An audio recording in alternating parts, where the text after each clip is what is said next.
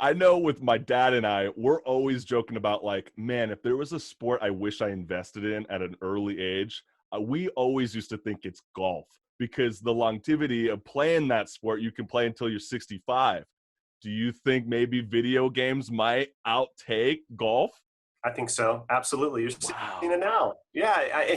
Look, the gaming industry has, again, proven its resiliency through all of this. You know, with everything going down, you see more people logging into games. You see more logins on Steam. They're shattering records. You see Twitch hitting 3 billion hours watched in like a single day. That's insane.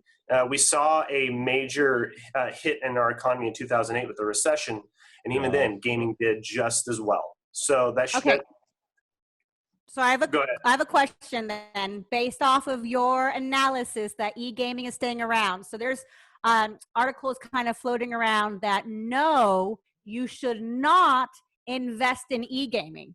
So you're telling us we should invest. So what's going on really? Like, why are they saying don't invest when e-gaming to me seems like it is pretty popular? Well, one of the biggest vocal people about that was actually Mark Cuban and the rest of the Shark Tank people. They've actually been shutting down your industry, Dan, saying that there is no future in investing on esports. What do you say to people like Mark Cuban?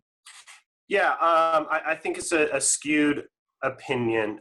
So look, I've been in gaming for 18 years now.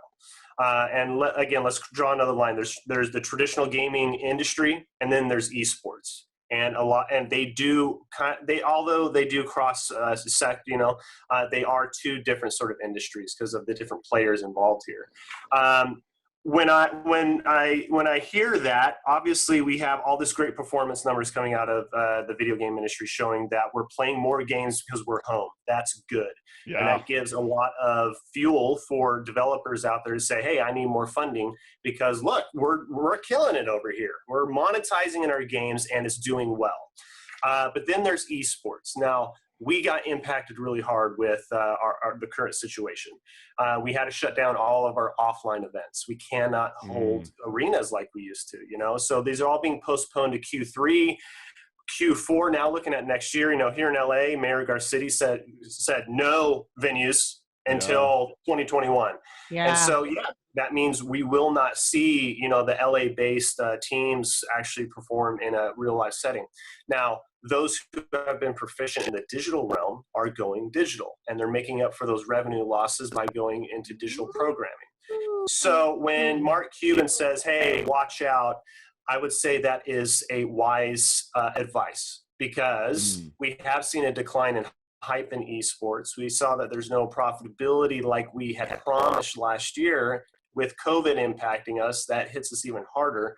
But esports is a part of gaming, and publishers and developers very much need esports to create more retention loops and live service in their game. So it's not going around anytime soon. So if anything, look at your key players and try to find the companies and the teams that you feel are going to weather through this and invest in them now, because you're getting it at the bottom level. And then as that grows in 2021, boom, you see the multipliers.